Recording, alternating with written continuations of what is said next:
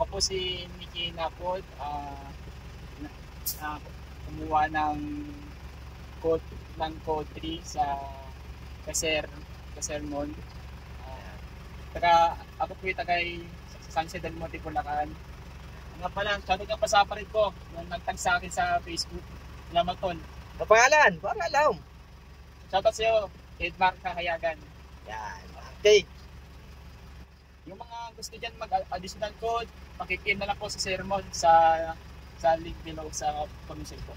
Salamat sir. Sige sir. God bless po. So ayan na po si Sir Nicky. Si Sir Nicky po is mag-additional din to ng code 3. Yan o. So shout out kay Sir Edmar.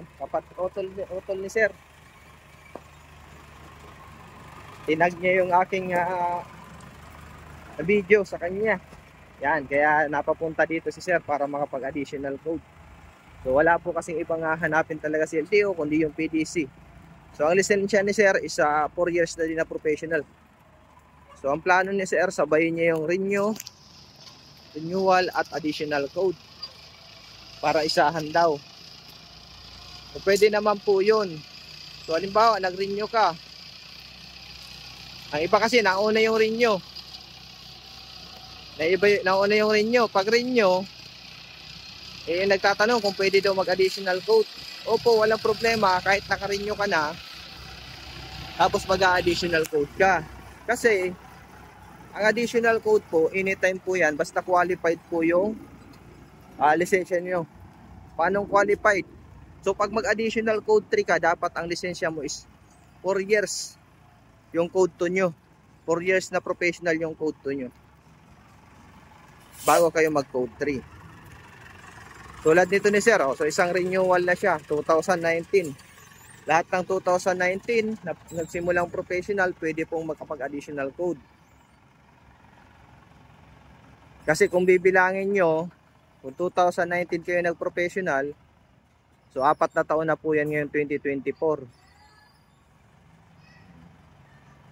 Pero kung 2020 pa lang kayo naging professional, so depende po sa buwan talaga yun. Kung kailan kayo kung January, pwede, or February, pwede na, depende sa date. Basta po yun ang inaano ng qualification ng code 3. Dapat 4 years na professional yung code to mo. Sir, paano naman sir kung halimbawa matagal na yung code 1 kong professional pero wala akong code 2? So nagbe-base po si code 3 kung doon sa code 2. Kahit matagal ng professional yung code 1 mo at wala kang code 2, hindi po tayo pwede mag code 3. Nakadepende po tayo sa code 2. So kailangan niya muna mag-additional code 2. Then 1 year professional. Pag professional na, mag-antay ng 4 years para sa code 3. Up! Yan, ayos! Okay sir. Yan si sir. Thank you po. Yan po, yung mga gusto mag-additional code 3 at code 8, PM nyo lamang po ako. So huwag nyo pong kalimutan i-follow yung aking Facebook page, PDC by Sermon. Sa Facebook, TikTok, and YouTube. Salamat po and God bless po sa inyong lahat.